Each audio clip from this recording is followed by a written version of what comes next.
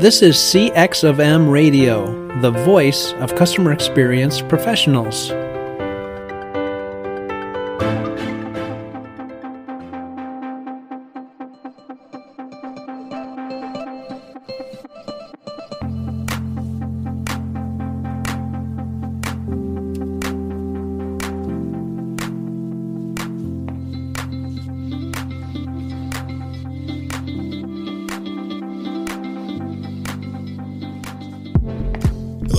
Welcome to another World of UX podcast. This is your host, Darren Hood. Thanks everyone for taking the time to join us on today, for tuning in.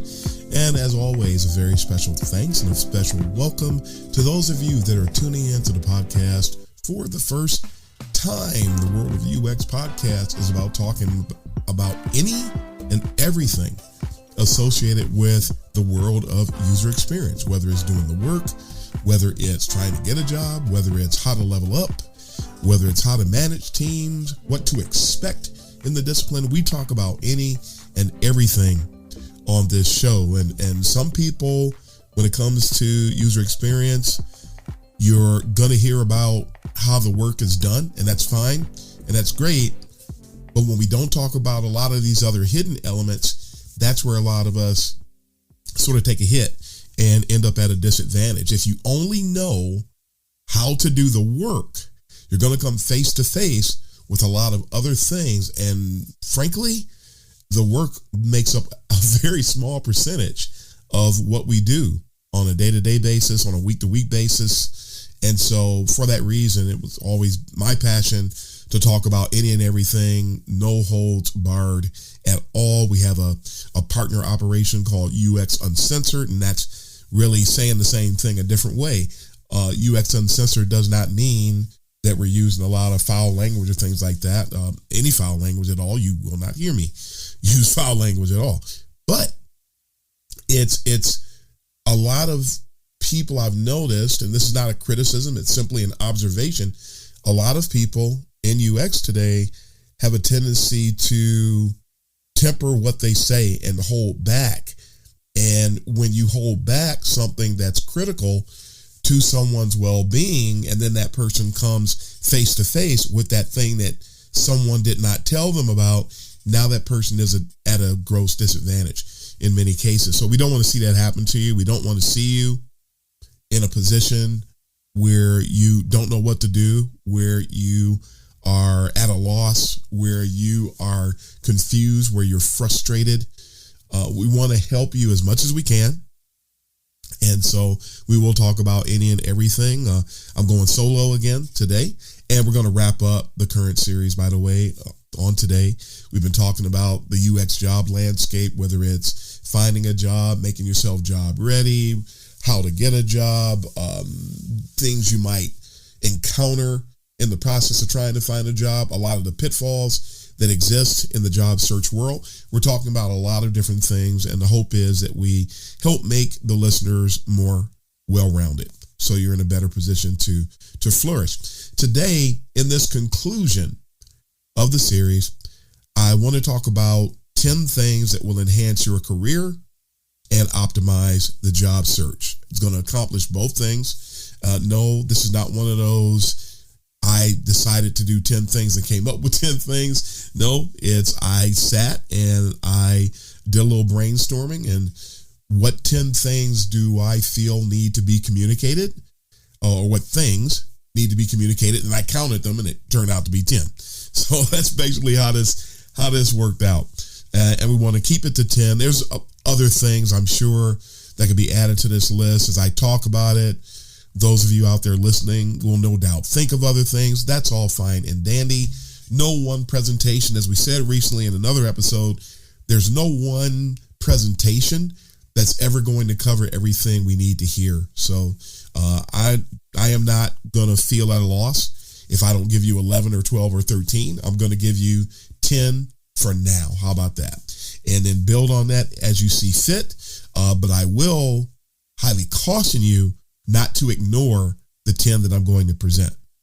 These things are critical. So let's go ahead and dive in. Let's get started.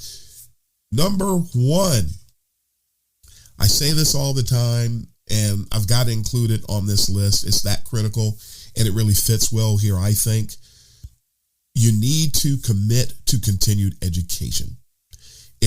There's a mindset in UX circles today where people feel that once they go through some type of a learning experience, or once they get a job, that now they have arrived. And you see people celebrating. And, when you get a job, especially if it's been a while or the going has been tough, and the going is usually tough, trying to find a UX job. And people get into a celebratory mood, and they're excited, and they post a picture or something to LinkedIn or some other resource, and they're talking about the job that they got, and they're celebrating, hey, come celebrate with me. And that's all fine and dandy. But there are some people who do that. And along with that celebration, there is a sense of arrival, as if you have nowhere else to go. If that's your first UX job, you may have several additional UX jobs over the course of your career. If it's simply a new UX job, this is likely not going to be your last UX job. And no matter where you are, no matter what you do, anyone who is seeking to have a viable career in user experience, continued education is a part of that. You have to be committed to continued education. No matter what you know today, you're going to know more 6 months from now if you apply yourself.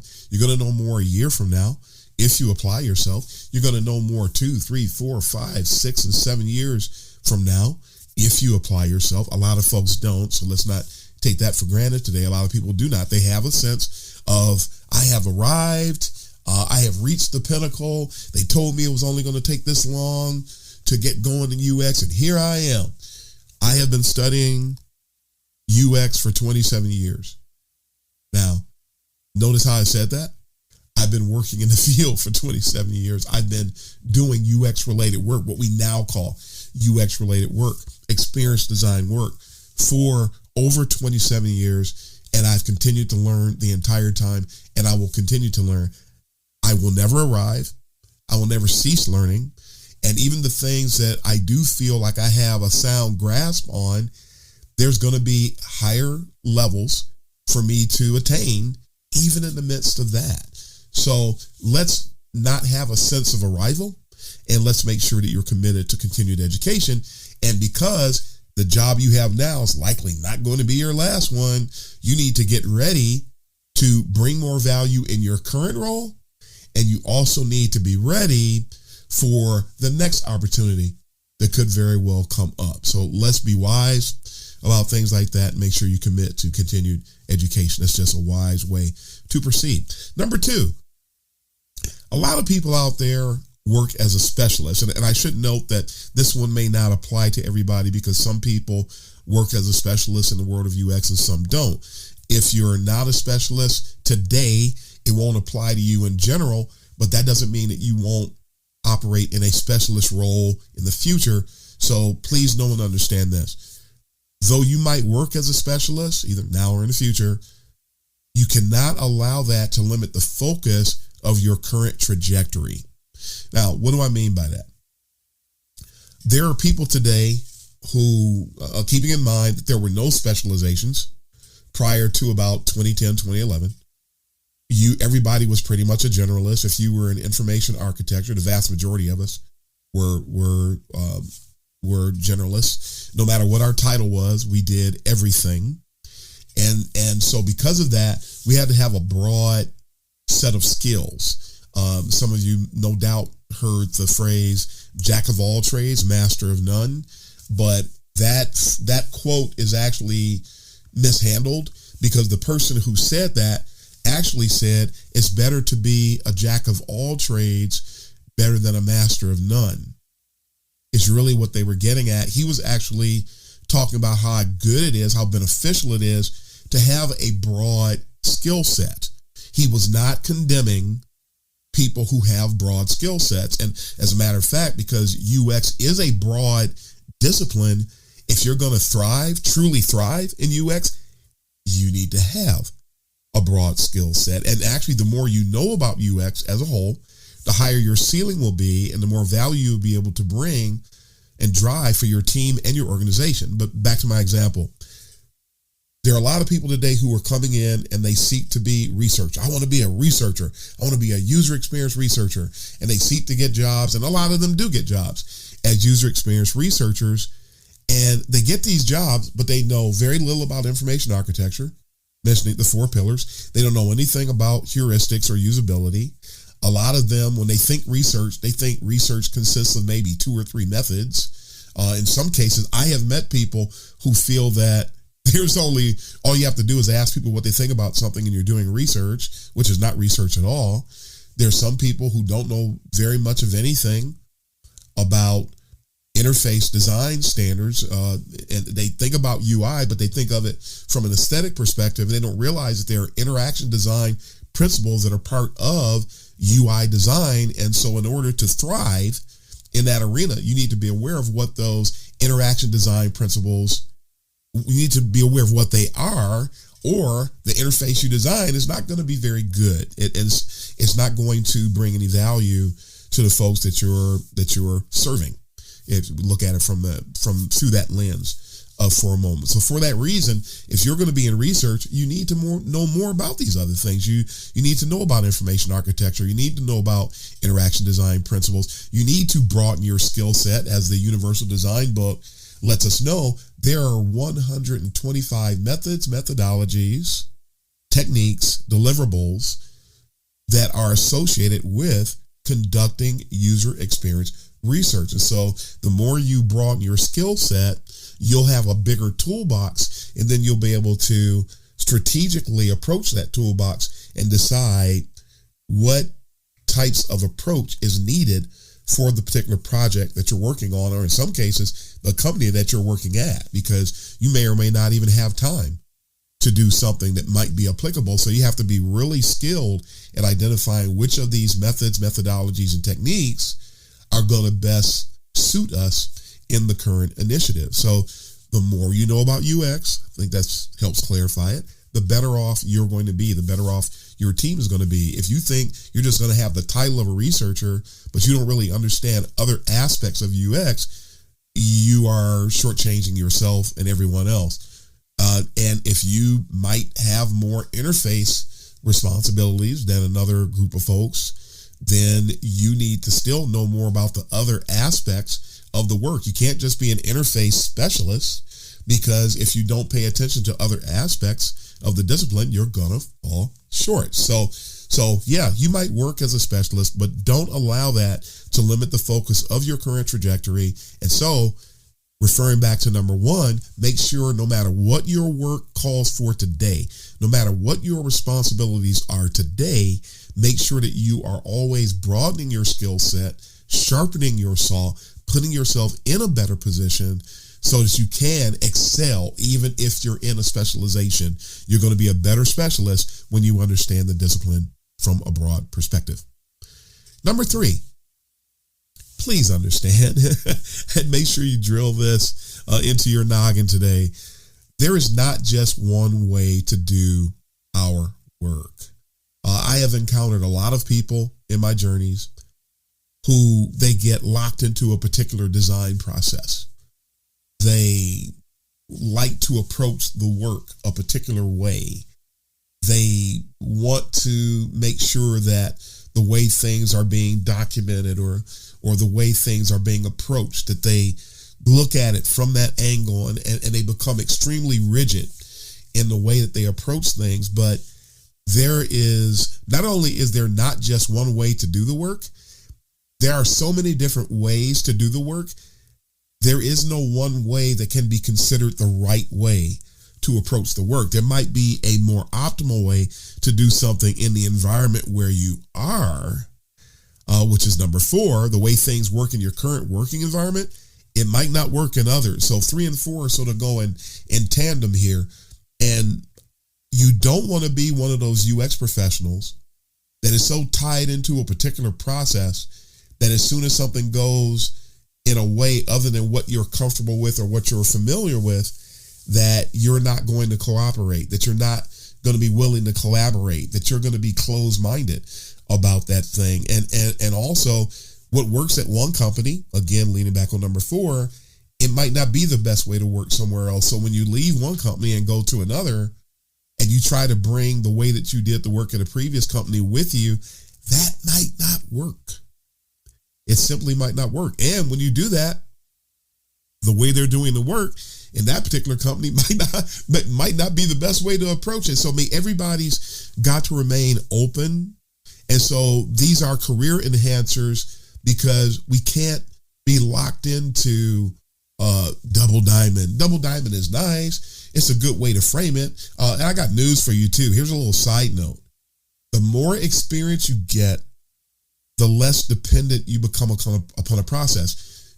You get so used to doing things a certain way that you just do it. You don't have to look at a checklist. You don't have to look at anything a particular way. You just get up and you do the work. And this is something else. I'll sort of get into this here shortly. But when you have that frame of mind that you're willing to be more flexible, you're in a better position to optimize your relationships with other team members because of that. So that's one of the reasons why 3 and 4 is there, which takes us right into number 5.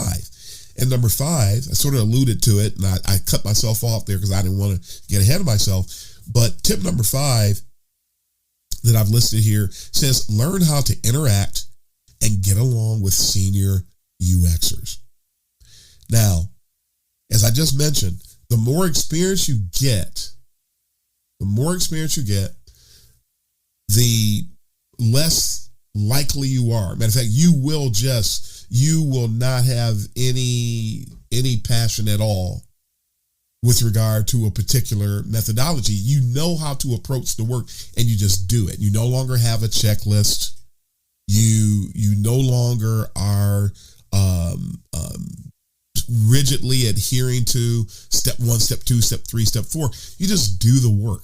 Now, people who are more senior are the ones who tend to work like this. People who have less experience, and this doesn't make it wrong, it's just what it is. People who are less experienced are more likely to look at a checklist or approach the work a particular way. And one of the things that I have noticed quite a bit in my career when it comes to the senior-junior dynamic, seniors get a bad rap because a lot of people say that, they were being mean to me, and they were insulting, and they were using certain kind of language. And then you have these juniors who actually, a lot of them, number one, I've never seen a true senior, go out and just set their sights on trying to be rude to somebody. I've never seen it, never done it, never seen it. What I have seen, however, is a lot of juniors who engage in provocative language. They are very disrespectful, frankly. They declare their knowledge to be the pinnacle of the scenario in any given discussion. And when the senior tries to help them out, they take what the senior says personally. They accuse the senior of being mean. They actually respond in very hostile manners. They are very hostile. I think I already said that word. They're nasty. How about that? How about we just cut straight to the chase? They're very nasty. They are very dismissive of the experience of seniors, and they provoke some seniors, to become very curt in some situations. Not many, but I have seen some. And then the junior gets upset because of the way that the senior is talking to them, ignoring the fact that they created the dynamic that brought that attitude to the forefront. So it's really critical that there is a way. We have to get along with one another in order to thrive, because if you're going to be in a sound UX environment at work, there's going to be some senior people there. There should be. You hope there are. I've seen a lot that are not. There are people who have senior titles, but they're not really senior practitioners. That's just the way it is, folks. But when you're interacting with real seniors, it gets really hostile, really fast, and for absolutely no reason. And I have people who actually chase after me. They pursue me just to argue and bicker. And I'm not arguing and bickering with anybody. I don't even argue with my wife. Been married for 20-something yet some odd years. I don't argue with her. I don't argue with anyone. For what? The sky is blue. What are you going to argue about? Up is up, north is north, south is south, east is east, and west is west. And anything in between, we can talk about that. And that's an EQ thing, which is also going to come up shortly. That's an emotional intelligence factor. But when you commit to interacting with and getting along with people, when you commit to being submitted to or given to demonstrating mutual professional respect, when people are making it a point to put those principles on a pedestal, then it becomes very, very easy. Even when there is a disagreement, you can disagree agreeably and work your way through it. And there is such a thing, as I've talked about before, as healthy friction. And in an environment where the work is being done properly, there is going to be some healthy friction. But again, it's healthy friction. So we can talk. We can put all our cards on the table. We can get everything out there so that we can process everything and engage collaboratively in critical thinking so that we can arrive at best solutions for everyone involved, the users, the organization, the team, and even us as individuals. But when people are willing to misrepresent others, because a lot of people paint the pictures that all seniors are boogeymen. Seniors are not boogeymen, but again, I have seen a lot of juniors. They actually will fabricate a scenario in the moment to try to make it look like someone has mistreated them, has been disrespectful to them. I have seen somebody sit there and cook something like that up towards another individual, and I'm sitting here just shaking my head. That person didn't say any of the things that you just said. That person didn't behave at all in the manner that you're talking about here, but they insist on it, and then they go on these campaigns, and really all they had to do was look at what the senior was telling them, maybe go back and take time out and go back and look at it slowly and deliberately so that you can digest it and maybe come back with questions. But I mean, when somebody has 20 years of experience and somebody else has 2 months of experience, the person with 2 months of experience, do I have to explain this?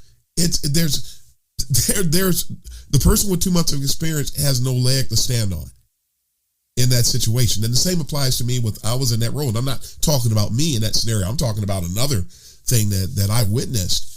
When you see that dynamic, and it can be anywhere. It can be 2 years, 3 years, 1 year, 3 months. It is amazing how many seniors or juniors I see who they're more interested in discrediting a senior. They're more interested in assassinating the character of a senior. They put forth more effort to do that than they do to build their own acumen. And that's just not a good thing. If you want to enhance your career and you want to optimize your job search, you're going to encounter seniors. So you've got to learn how to interact with us. We are not going to eat you. We are not here to destroy you. Nobody is blocking you from getting anything. But if you're going to get somewhere, you got to interact with us if you truly want to get somewhere. So that's just a big one. That's number 5. Number 6, akin to that one, make sure that you focus on growing and improving your own emotional intelligence, your emotional quotient, your EQ. There are several books. I have an emotional intelligence book recommendation list on Medium. Go to uxuncensored.medium.com. You'll find several books that will help you, because the beautiful thing about emotional intelligence is that no matter where you are today, you can deliberately and methodically engage so that you can get better, so you can get smarter, so you can get stronger. You can excel in emotional intelligence. How you excel, how much you excel, where you excel, when you excel, folks, that is totally up to you and what you invest and getting there. It's a beautiful thing. So I highly recommend tapping into some of those books. Do it on a regular basis. You can go to mindtools.com. They have a quick little eval that takes probably all of 10 to 12 minutes to take it, so that you can get a real high level sort of general view of where you stand today from an emotional intelligence perspective. And then look at it as a model, look at it to identify where you are, and then build on that. When you drive your EQ growth, it's going to help you as an individual. It's going to help you with your team. It's going to help you represent the discipline properly. It's going to help you build those sound and viable relationships with stakeholders and clients. Everybody wins when everybody subscribes to emotional intelligence. So that's a big one. Number 7, as we get ready to head toward the home stretch here, develop and maintain an appetite for constructive criticism. How's that one for a shocker? Develop an appetite where you are looking for it. You want someone to let you know where you're doing well. You want someone to let you know where you need to improve. And remember, constructive criticism versus destructive criticism, because some people give constructive criticism, but it's actually destructive. Constructive criticism, true constructive criticism, takes note of where you are today, what you're doing well. It acknowledges the things that are correct. It doesn't just jump to the things that need to be criticized. That's destructive criticism. And constructive criticism is accurate. So it pays attention to what a person has done well. It acknowledges that so a person can continue to build on that. It lets you know where you need to improve. So now you have very pointedly identified the things that you need to give attention to from a growth standpoint. You know what you need to maintain, and you go from there. You build. Constructive criticism is about building. So that's what we want to do. Destructive criticism is about tearing someone down. So all it does is identify what's there, supposedly, and then it's not even accurate, and you don't know what you're doing well, so you can't engage in any maintenance. So destructive criticism, which most of the people I've heard in my career who claim to be doing constructive criticism are actually doing destructive criticism, and I'm very thankful that I learned what destructive criticism is. Isn't it funny you never hear anybody talk about destructive criticism? Because a lot of the people don't even know. So I'm letting you know here today, beware of destructive criticism, because there's a lot of people out there campaigning that they're giving you constructive criticism. They're actually not. So be aware of it, because it's another form of gaslighting, if you will, and it will send you on a trip that you may not make it back from. So let's be wise there. Number 8, akin to number 7, learn to excel at self-criticism. Now this one builds on number 6 and number 7, because one of the main and most consistently mentioned parts of emotional intelligence, no matter who the speaker is on the subject, no matter who the author is on the subject, the thing you will hear the most that's a part of emotional intelligence is self-awareness. So the more aware you are of self, the more you can accurately identify who you are, where you are, what you're doing well, what you're not, which requires a great deal of honesty, and honesty is a part of emotional intelligence as well. When you do these things, when you have these traits, and when you learn to develop and maintain an appetite for constructive criticism, your self-awareness now is not just reliant upon your own view of self, but you're getting input from other people as well. And now you're in a position where you will always take a very sober and accurate look, as best you can, at you.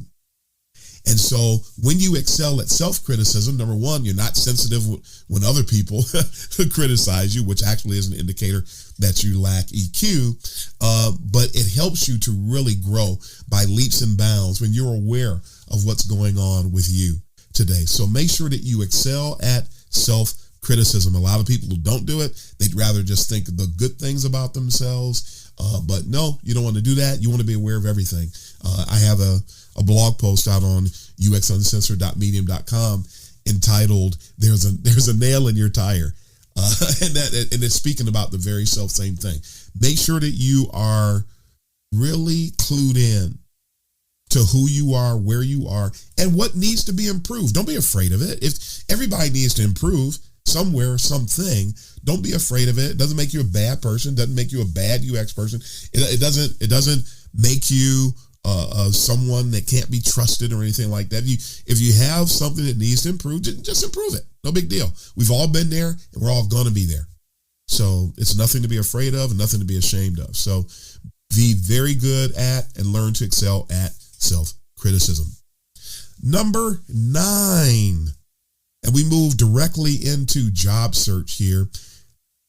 Work on and optimize your job search skills. People take this for granted. People have been looking for jobs since they were a teenager, and now because you've been doing it since you were a teenager, you think you excel at it. Do you really? In a sense, this is really building on some of the other things that I just mentioned. I mean, where do you search for jobs? Where? You have your own job boards at your company. You have any job board on any company's website. You can go there. Don't assume that all the jobs are, and these are other places you can search, but don't assume that all the jobs that are available are listed on LinkedIn or Glassdoor or Indeed or Dice or Career Builder. There are a lot of jobs that are not there, including the hidden job market. There is a hidden job market. There are available jobs that aren't posted anywhere. And so for that reason, it becomes important for us to learn how to and become good at networking. And this is a 9C. So there's a 9, A, B, and C. Where to search is 1. How to search, which I'll get to in a moment, is B. And the hidden job market is actually C. So there is a hidden job market. And if you don't network, you won't know about it. And networking could just be made up of engaging with people on LinkedIn from time to time, genuine interactions, not reaching out and saying goofy things to people that are don't make sense. I actually had somebody recently reach out to me on LinkedIn, and they said, "Hey, it's great to connect with you. I'd love to connect with you, and we can learn from one another." I did not accept that person's invitation. Why are you assuming? And some people are going to think what I'm about to say is an arrogant statement. It's not. It's accurate. Why do you assume? And this person didn't have very much experience, by the way. So why do you assume that we're going to learn from one another? And a lot of people today in this age of toxic positivity, people say, well, we can learn from anybody. Yeah, that's true. We can learn anything, but it's not going to be in volume. You can learn anything from anybody else at any given time, but the volume that you learn from somebody is always going to be limited to the experience that they have. Always.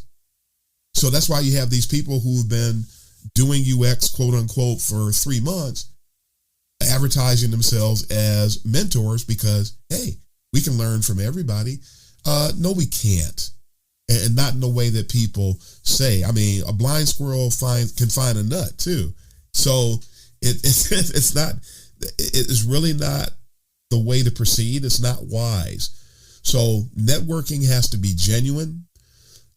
You want to be able to engage in heartfelt conversations. You want to be able to be very transparent in the way you interact with people. Don't put on fronts and don't play games, and don't assume that you're going to teach anybody something. That's really the main reason I didn't accept that. Because he made an assumption that I don't need you speaking down to me, and it was an entitled person on top of that. So no, I don't want to befriend or connect to arrogant people, narcissists. I don't want to connect with people like that. I want fruitful relationships and interactions that are going to be beneficial for both parties. That's the best way to do it, but not when somebody advertises it. Hey, let's connect and we can both teach each other something. I've got 27 years. I'm not saying it to boast. It's amazing how people find that offensive, but I'm not worried about that. Those inferiority complex folks. But make sure that your networking is done the right way. And I'll just leave it at that for now. And then going back to 9B, when you search for jobs, you must use the right keywords. there are instances where people search for jobs and they do not use keywords that are really, they're not really going to generate the results that you need in order to find what you're looking for. It's already going to be a painstaking experience, truth be told, trying to find jobs, because there's a lot of jobs out there. And as I have already said in another episode leading up to this, just because a company has posted a job doesn't mean they really want to hire a UX person. So please know that once you look for that job, you're going to have to make it through all of these postings, some of which may or may not be legit. I even heard someone say recently that you have to be careful of any of job postings that are on LinkedIn, for example, that have an easy apply, because some of the easy apply job postings are actually put up by let's say not so safe entities. Let's put it that way. There are people engaging in identity theft and things of that nature. They have malicious intent. And so when you go through the easy apply process, you could end up in that situation with nothing to come out of it, but they come out of it with your social security number and your name and your address and a bunch of other critical information. So it's another reason to develop a filter. And any of us can be had by any of these people at almost any given time. And to those people who think that's a Debbie Downer, would you rather know about it now, or would you rather go through it and know about it? So again, I contend that it's important for us to know things like this. So make sure, though, that you use the right keywords. You'll get better at it over time, no matter where you are in your career. Just because you know how to use Google doesn't mean that you're going to thrive here, because you're talking about different search appliances and different mechanisms. But make sure that you're trying to put in the terms that are critical to what you're looking for, and then comb through the jobs and be selective. Now, let's call this a 9D. Be selective. Don't just apply to every job, which gets us into number 10, our final point that we want to make for this 10 things to enhance your career and optimize the job search list of tips. Number 10, very simple, folks. Apply, apply, apply. There are people that they talk about how difficult of a time they have finding a UX gig. They're just starting out, and you hear them talk about all these things. I got news for you. It's not going to get any easier. It's tough across pretty much all the landscape of the UX job search world, but it's tougher in the beginning, and it's tougher on both ends. It's tougher in the beginning, and it's tougher when you reach a true senior status, because companies don't really want real UX people, and a lot of companies don't want to be accountable to what senior UX professionals know. So for that reason, and a lot of times when you're at a true senior level and you apply for a role, you find out that the boss of that company that you would have applied to or are applying to really wasn't qualified and should not have been in that role. And so when you have that senior experience, they're not really all that eager to work with you anyway, because you're seen as a threat instead of an asset. So it's important to know and understand these. But back to the point, apply, apply, apply. And here's the caveat. Don't apply for everything you see. Be selective about that. Be very selective. And make sure that you do what I call conducting a job qualification audit. Now, what is a job qualification audit? You take the job posting. I would recommend, you can use whatever tools you want. I'm going to describe it the way I do it, is that I take the tool. You could do it in Word. You could do it in Mural. You could do it in Figma. You could do it anywhere that you could paste something, but copy the job posting. Paste it. I paste it into Word. Then after you paste the job posting into Word, audit. Take a look at what you bring to the table, go through every nook and cranny of that job posting, and start making notes. Insert comments. You do those comments that you can use in Word, right click, new comment, and attach a comment to every aspect of that job posting. Look at it. Are you really qualified? Do you really have the skills that they're asking for in this job post? Is this something you would really like to do? Is this something that actually matches your goals and your desired trajectory for your UX career? Is this a place you can actually see yourself working? Based on the job description, you still need to have an interview. You still need to talk to folks in leadership. You still need to vet out the organization. You still need to understand where they are with regard to their UX maturity level. Yes, that is important. I had an unskilled person recently say that we shouldn't do that because we'll scare the company. That was extremely misguided and reeks of a lack of emotional intelligence, quite frankly. You don't want to do that. You don't want to be of that mindset. And you're going to scare them if you're not qualified. How about that? That's what folks should be concerned about. But when you go through this job qualification audit, now you know, am I aligned with this job posting? If you are aligned, apply. Be ready. You might have to also, some side tips you may need, and it's good to have more than one resume where you can highlight how you're qualified for that job a little bit better. You can use a cover letter to call out certain things in your qualifications that are in the job posting that you want to bring to the hiring managers or the recruiter's attention, because your stuff's being screened first. So you got to get through the screeners in order to make any progress. And remember, the resume only gets you the interview. It's in the interview that you get into the weeds, and you can interview them as well as them interviewing you. Remember, they're not just interviewing you, you're interviewing them too, and hopefully getting beneath the surface of what you saw in that job posting. But again, apply, but not to everything. Make sure that you have evaluated the alignment between yourself, your own skills, what you bring to the table, and what the company says they're looking for in that role. Only apply for roles you align with. Can't tell you that enough. Can't stress that enough. Because a lot of people, they just apply to everything, and then you see them on LinkedIn saying, "Oh, I've applied to 200 jobs and I haven't gotten anything yet." How many of those jobs did they actually align with? I could go to a hospital and apply for 300 physician jobs, and I won't get any calls. Now, I won't get, and they'll be over there laughing. This guy, he's not a doctor. Why is he applying for these roles? This is just an example. And crude, but it's still an example. It still makes the point.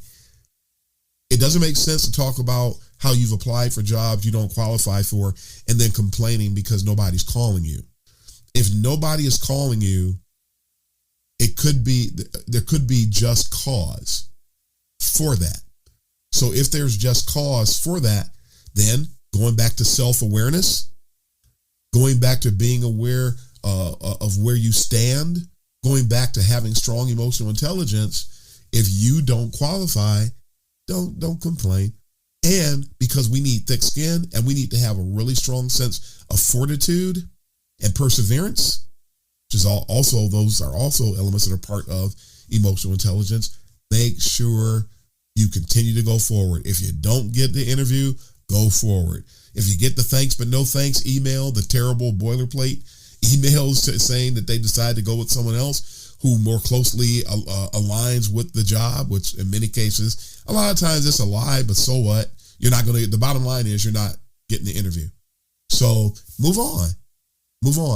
It's not about the 100 jobs you don't get, the 50 jobs, the 25. It's not about those. It's about the one that you do, and you're only going to get it when you persevere and make sure that you make yourself ready and qualified for that role that you're going into. So that's it, folks. Those are the 10 things you can do to enhance your career and optimize your job search. And that will conclude this series on the UX job landscape. So as always, Happy to share with everybody. Looking forward to the feedback that we receive about this. And feel free, send your questions, send your comments. Let me know if there's any other topics you'd like to have me or hear me talk about. Be more than happy to share and get some more information out there to help, because I love vaulting people in the discipline forward. That's my passion. That's what I want to do. So I want to be about doing that. But folks, that is all the time we have for today. So thanks again for taking the time to join us. And we'll have another new episode for you, hopefully, next Tuesday. But until then, this is the host of the World of UX, Darren Hood, signing off. Happy UXing, everybody.